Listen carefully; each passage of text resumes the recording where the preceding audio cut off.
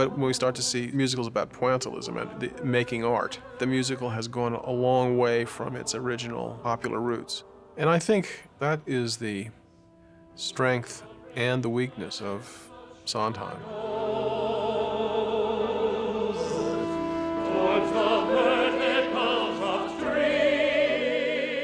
Sunday in the Park keeps layering on elements that seem pointillistic, that seem self-contained anecdotes. Made of flecks of light. And gradually, it all comes together in the first act to form a complete picture. At the same time, Seurat's masterpiece comes together as a painting.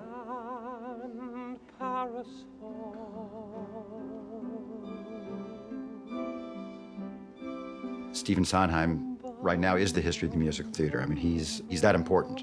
And people inside the theater, people who know theater, people who appreciate it, know that.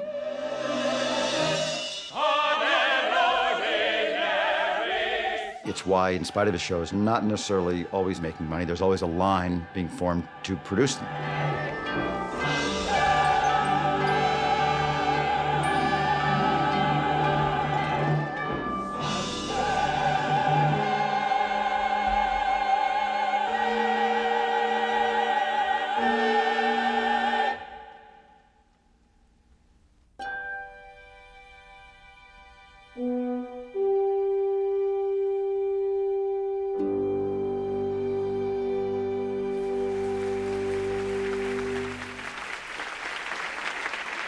Let us deal with the current crop of scores nominated as the season's best. They are The Ring, music by John Kander, lyrics by Fred Ebb. Baby, David Shire, lyrics by Richard Mulvey. La Cage aux Folles, music and lyrics by Jerry Herman. Sunday in the Park with George, music and lyrics by Stephen Sondheim. And the winner is La Cage aux Folles, music and lyrics by Jerry Herman. When Jerry Herman won the Tony, it was a validation for the most successful composer of the 1960s and his traditional style of songwriting. Thank you. This award forever shatters a myth about the musical theater.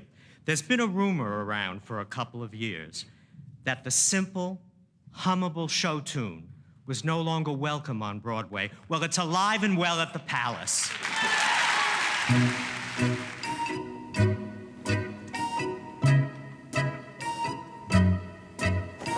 We are what we are, and what we are is an illusion. Herman wrote both music and lyrics for Hello, Dolly and Mame, and he brought his mastery of old-fashioned fun and flamboyance to the glitzy French drag club where La Cage aux Folles was set. I went to Jerry Herman's apartment, listened to the score. And I said to him, we'll do this show. I thought the music was beautiful. Probably one of the best scores ever written.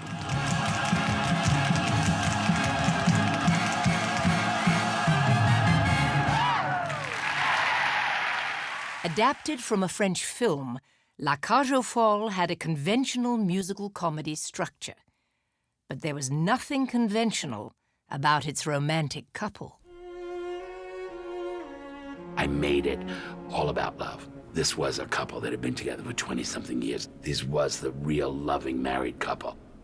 Do you recall that windy little beach we walked along? When we were previewing in Boston, I was very, very nervous about the subject matter, and I said to Harvey Fierstein and Arthur Lawrence, who were huddled with me in the last row of the theater, I said, you know, we're crazy. We're opening the show about transvestites in the city of Boston. We're really crazy. As we walk on the sand. It was the first time on the Broadway stage that two men sang a love song to each other. Through the crash of the waves, I could tell that the words were romantic. This was a show that in the beginning, when all these guys in drag came out on stage, the men who'd been dragged to see it by their wives covered their faces. At the end of the show, they were standing up and cheering two men dancing off into the sunset. I thought that was quite an accomplishment.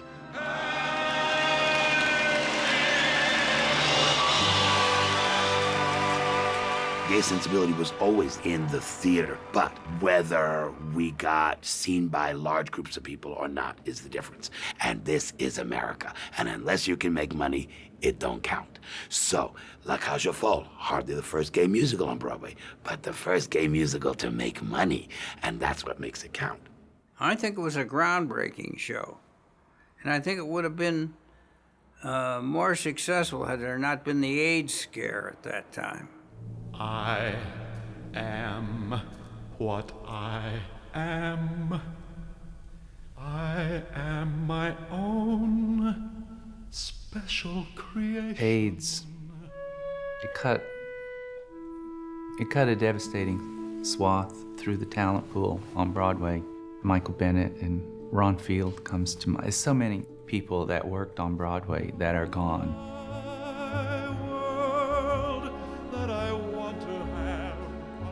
We lost an entire generation of musical theater.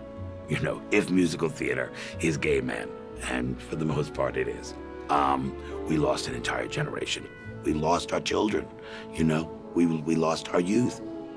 People who might have become famous, a dancer like Tim Scott, just a brilliant supporting performer like Renee Clemente, you know, not the great names that people go, oh my God, what the Broadway theater lost because he died, but so many people from the ranks. The thing about AIDS, it didn't just get the generals, it got the privates, it got the guys in the trenches. In response to the AIDS crisis, the company of La Cage aux Folles and others from the Broadway community created Broadway Cares Equity Fights AIDS, which has raised over $65 million to help people suffering from the disease. Life's not worth a damn till you can say, hey world, I am what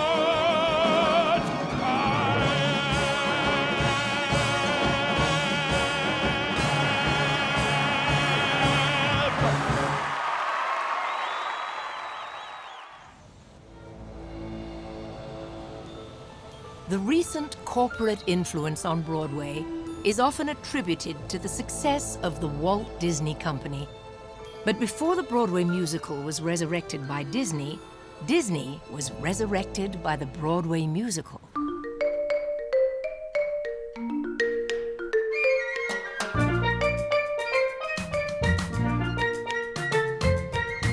After more than a decade of lackluster films, Disney had a string of hit animated musicals, many written by Broadway veterans and informed by Broadway storytelling. The seaweed is always greener in somebody else's lake.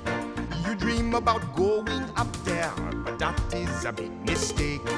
But producing a live musical on Broadway seemed beyond the limits of even Disney magic.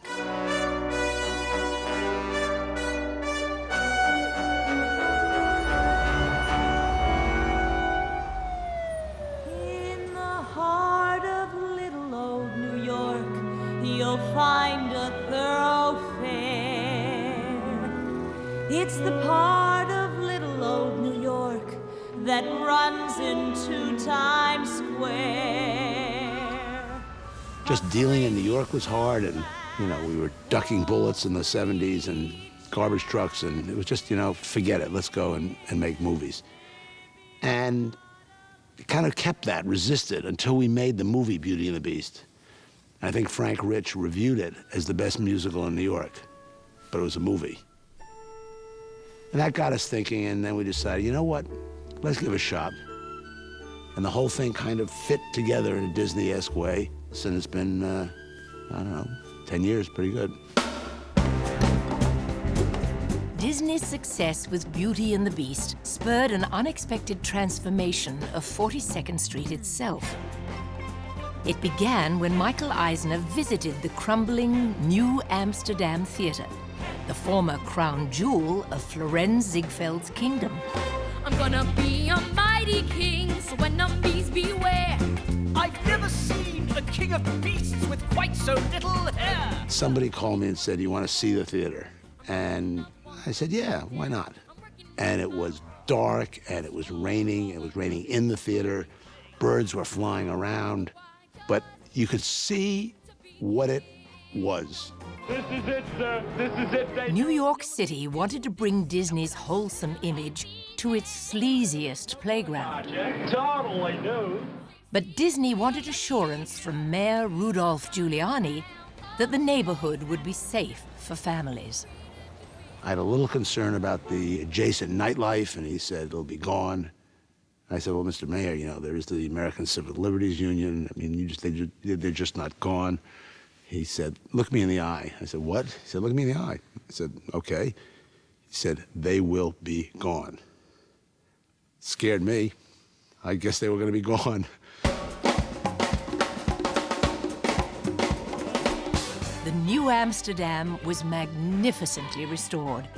And for the first time in 75 years, major corporations became interested in 42nd Street and Times Square.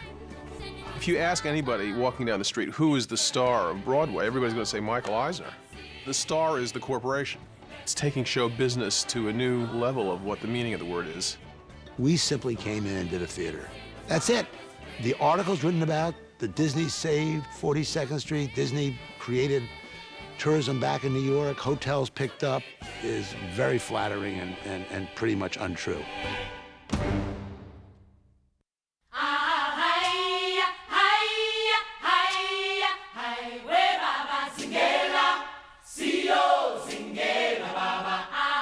The show that moved into the refurbished New Amsterdam in the fall of 1997 was The Lion King, an adaptation of Disney's most successful animated film.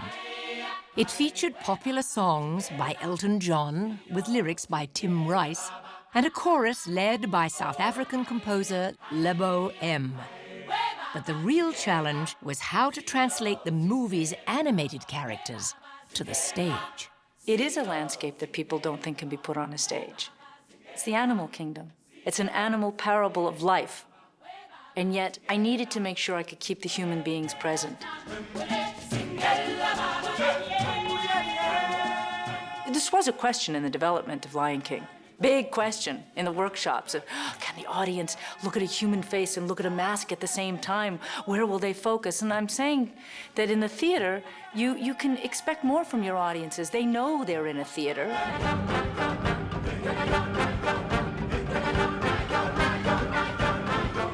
The audience is not spoon-fed absolute reality, but they come and they finish the sentences with you. You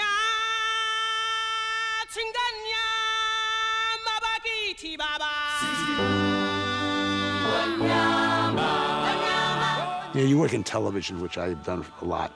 You don't feel a reaction. You read that 62 million people watch this and 50 million people watch that. It's empty and it's sterile. But 1,832 people at this theater going crazy is awesome.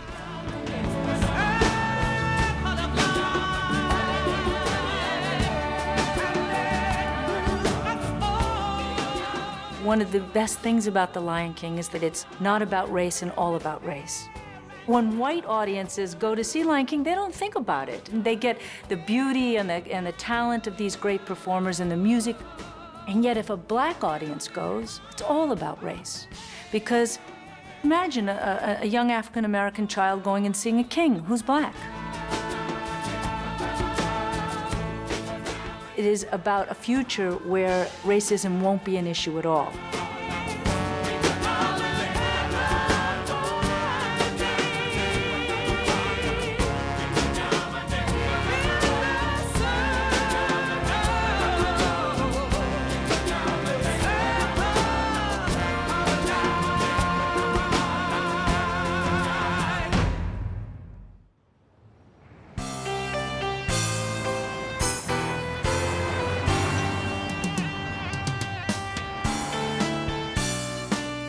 On October 21st, 1995, composer Jonathan Larson quit his job as a waiter at the Moondance Diner, where he had worked for over 9 years. My last checkbook. A small off-Broadway theater had committed to produce his new rock opera. Making my last chocolate milkshake.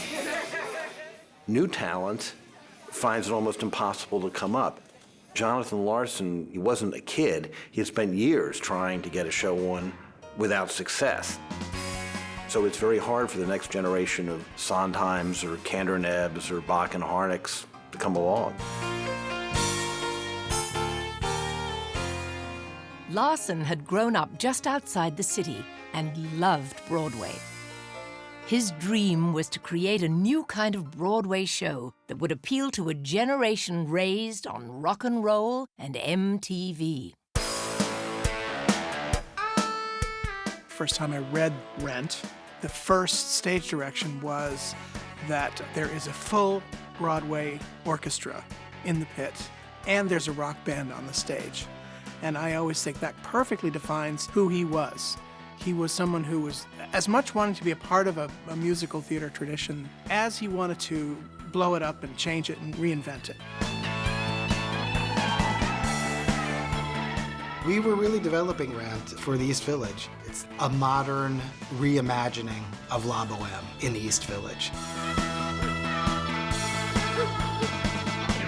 There was a wonderful marriage between contemporary music and storytelling, the likes of which the musical theater hadn't seen for a while, or the opera hadn't seen for a while. He was working from an urgent place, working through of a number of his friends becoming ill. And what's absolutely best and most meaningful about Rent is the stuff that's closest to Jonathan's heart, and the stuff that is closest to the material, which was about him dealing with a lot of friends' death from AIDS. One song, glory. One song before I go, glory. One song to leave behind. Find one song, one last refrain, glory from the pretty boy front man who wasted opportunity. One song, he had the world at his feet, glory in the eyes of a young girl. During the exhausting technical rehearsals for Rent, Jonathan Larson was admitted to the hospital twice with flu-like symptoms. The night before the first preview, he suddenly died, not of AIDS, but of an undiagnosed heart problem. He was 35 years old. Time flies, time dies, glory. One blaze of glory. And what happened in those days following his death is that he became a part of the musical. And of course, those issues in the musical about loss pound in our ears and beat in our chests. And we all sort of took a lesson from the musical about how to move forward and how to take care of ourselves. The success of Rent off-Broadway prompted a move to the Nederlander Theater, where it has played over 3,000 performances. 525,600 minutes, 525,000 moments so dear. And Rent feels like a celebration, but it's actually about surviving great loss and great devastation. And I really love the sentiment of being able to measure our time here and our success here by how much love we put out and how much love comes back to us. Seasons of love. Jonathan Larson was posthumously awarded the Pulitzer Prize in Drama. His family has used the royalties from Rent to create a foundation dedicated to helping young songwriters leave their day jobs and realize their dreams. No day but today.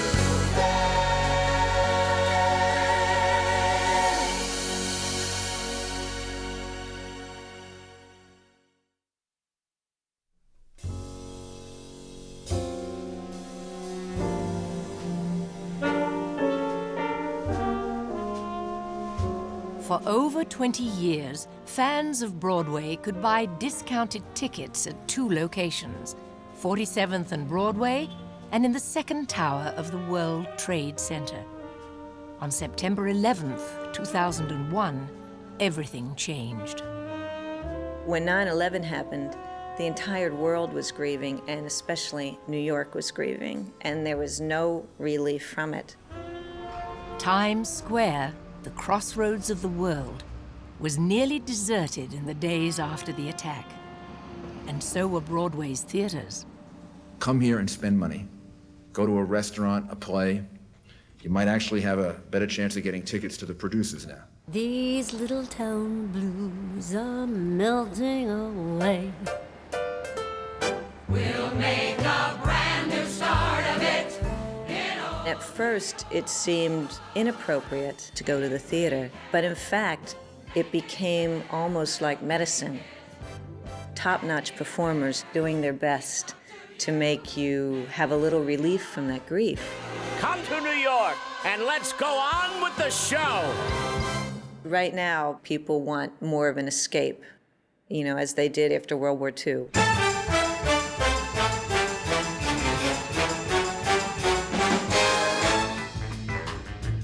So for the next 5-10 years, I think we're going to see more musical comedies.